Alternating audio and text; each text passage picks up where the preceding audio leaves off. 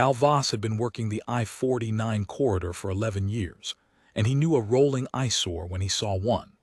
The flatbed that rumbled up to Bay 3 of the Hargrove Way station just after 6 in the evening was exactly that, a 2003 Kenworth with a replaced door panel 2 shades lighter than the cab, a cracked mud flap on the driver's side, and an exhaust stack that rattled when the engine idled down. The kind of rig that barely made weight and never made time. Cal leaned against his cruiser and watched the driver climb down. Late 30s, maybe 40. Work jeans, a faded canvas shirt, a face that had spent a lot of years in weather. A little girl dropped from the passenger side right after him, 9 or 10 years old, dark braids, clutching a paperback like it was a school report she hadn't finished. "Bay 3, Cal called. "Keep the kid in the cab." The driver didn't flinch. He walked his logbook to the window, waited while the station officer ran the numbers, and said nothing when the officer handed it back with a look that could have curdled milk. "Load's clean," the officer said. "Barely." The driver nodded, tucked the book under his arm, and called back to the girl. "Mara, up." She was already climbing before he finished the sentence. Cal watched the Kenworth ease out of the bay and thought, if he thought anything at all, that he'd seen 1,000 of them.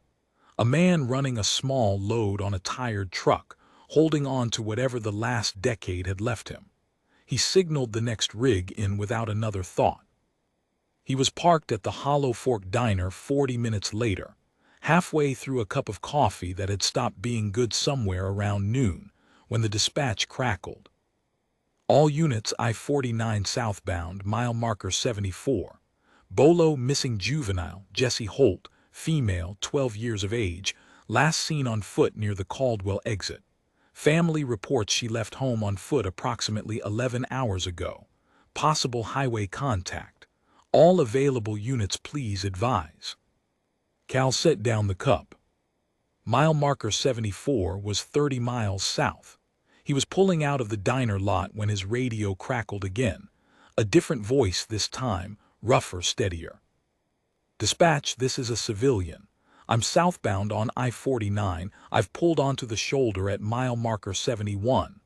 I have a female juvenile, no shoes, disoriented but responsive. I'm holding position. Do not send traffic from the north. She's on the westbound shoulder and the guardrail is damaged. Come in from the 68 exit." Cal was already on the highway. He came up the 68 exit ramp doing 60, brought it down to a crawl as his lights swept the shoulder at marker 71, and found the Kenworth. It was parked well off the white line, hazard lights going, the old cab flooding the guardrail with its work lights the way a proper emergency vehicle would, which it was not. He pulled in behind it and got out. The work lights from the old Kenworth threw a wide, even pool across the shoulder, and Cal paused for half a second taking in the scene before he moved toward it. The driver had parked at an angle deliberate, not careless, so the cab blocked the wind off the open lane. A reflective triangle sat on the macadam 40 feet back, properly spaced. He'd seen volunteer fire rigs set up with less care. The driver, the man from the way station, the beat-up rig, the faded shirt, was crouched at the base of the guardrail with the girl. She was sitting with her back against the corrugated steel, knees to her chest, a road atlas open across her lap like it was a blanket. The little girl, Mara, was sitting beside her holding her hand, not saying anything, just holding it. The driver looked up when Cal's boots hit the gravel. "She's been walking since roughly 7 this morning," he said, not as a guess, as a report. "She came off the Caldwell ramp and followed the service road until the grade forced her onto the main shoulder. No injuries I can find, but her feet are torn up from the macadam. She's cold. She's had half a bottle of water and 3 crackers, that's all I had." He paused. "Her name is Jessie." Cal looked at the girl. She was looking back at him with the hollow, cautious eyes of a child who had been walking on a highway for 11 hours and had run out of plans. "You got all that how?" Cal said. The man stood up. "I asked her." There was a flatness to it that wasn't rudeness. It was the voice of a man who had done this before, who knew that the fastest way to get the information you needed from a frightened child was to sit down at her level, speak slowly, and wait. Cal had been a trooper for 11 years, and he knew that voice. He just hadn't expected to hear it coming out of a man he'd waved through a way station 40 minutes ago like a minor inconvenience. She say where she was trying to get to. Her grandmother's in Deacon's Falls. She had the address written on her wrist in marker. It's washed off mostly, but I've got it. He pulled a scrap of paper from his shirt pocket and held it out. I also walked back about a quarter mile while Mara sat with her to check for anything she might have dropped. Found a water bottle and a library card. Library cards in my cab in a bag. Cal took the paper. He looked at it, then at the man. You walked the shoulder. Wanted to know where she'd come from. Standard protocol, Cal said before he could stop himself, is to wait for. I know the protocol, the man said, simply, without heat. I was SAR out of Clement County for 14 years before I bought the truck. I know when to wait and I know when not to. He looked back at the girl. She was in the open, temperatures dropping. The guardrail's soft, I didn't want her near it. I made the call. Cal looked at him for a long moment. Then EMS came up the 68 ramp, and the moment passed. He watched the man, Deke. The paramedic called him. Deke Sorrells stepped back and give the crew room without being asked. He watched him answer every question the lead paramedic put to him in the same measured, sequenced way. Weight estimate, time of last fluid, respiration when found, foot condition. He watched Mara hold Jesse's hand until a paramedic gently took over, and then Mara went and stood beside her father and put her hand in his without a word. Cal watched Deke look down at her. He didn't say anything to her. He just rested his hand on top of her head for a moment, the way a man does when words would take too long, and she leaned against his arm. They stood like that while the paramedics worked, and Cal found himself looking away, the way you do when you've stumbled onto something that belongs entirely to someone else. Jesse's mother arrived 22 minutes later.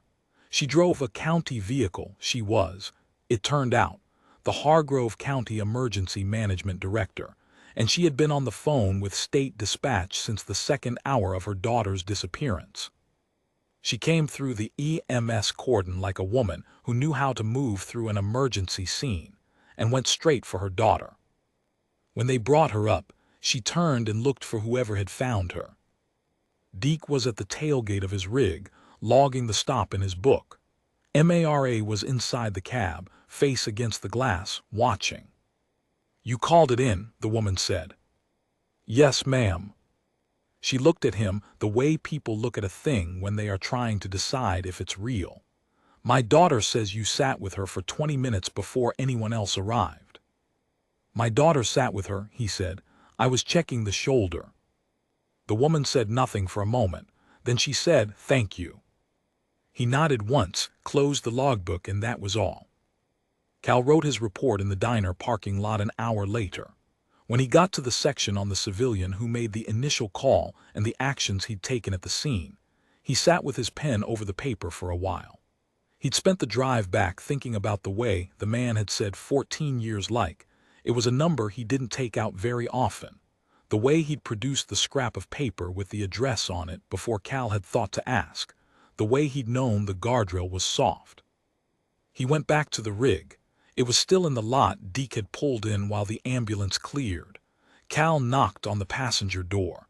Mara rolled down the window. Your dad in there. She pointed to the diner.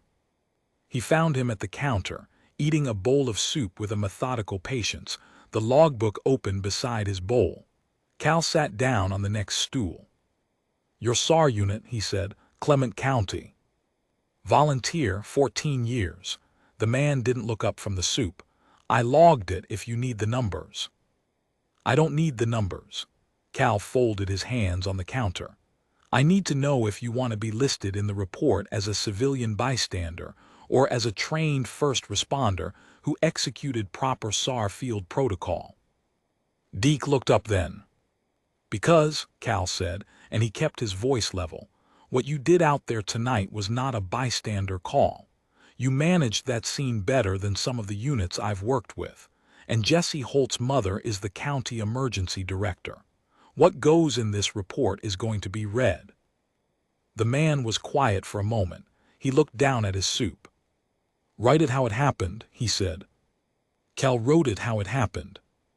3 weeks later, the county civic hall in Hargrove had the kind of crowd it usually saved for local elections. Jesse Holt's mother had requested the SAR citation through the state office the day after the incident, and the state had approved it in a week, which, Cal had been told quietly, almost never happened.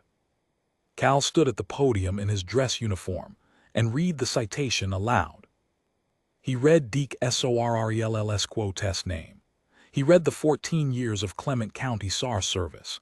He read the field actions at marker 71, line by line, the way he'd written them. The shoulder check, the temperature assessment, the positioning of the vehicle to block wind, the documentation of the child's fluid intake and last known location, the preservation of the library card as evidence.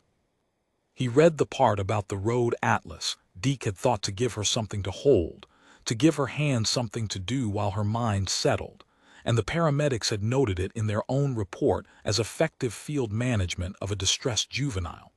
Cal had not known that detail when he wrote his report. He'd found it later and added it in an amendment, because it needed to be there. He read it all, and when he was finished, he folded the paper and looked out at the room. Deke was in the second row in a clean shirt, the first time Cal had seen him without road dust. Mara was next to him in a blue dress, holding a piece of paper in both hands. The paper was a letter, a child's handwriting, large and careful, the lines slightly uphill. She'd been holding it since they walked in. It was from Jesse. Cal had not read it, but he'd seen Mara Quotest's face when she held it, and he understood that it was the kind of thing a 9-year-old keeps on the dashboard of her father's truck for a very long time. When the applause started, it was the county emergency director who stood first, the way someone stands when a thing has been a long time coming and they intend for the room to see them do it. Then the EMS crew in the third row. Then the rest. Deke accepted the citation with the same quiet he'd used at the guardrail, at the diner counter, at the way station window. He shook Cal's hand, and Cal shook back hard, and neither man said anything because there wasn't anything left to say that the evening hadn't already covered. On the drive home, Cal pulled through the Hollow Fork Diner out of habit and sat in the lot with the engine running. He thought about the way you could look at a man for 30 seconds at a way station and decide the whole shape of him. He thought about a cracked mud flap and a replaced door panel and 14 years of volunteer work written in a logbook under a bench seat, quiet as anything, waiting. He thought about a 9-year-old girl in a blue dress. Holding a letter like it was the most important thing she'd ever been asked to carry. He thought it probably was. He put the cruiser in gear and went home in the dark, and the night felt, for the first time in a long time, like it had been spent the right way.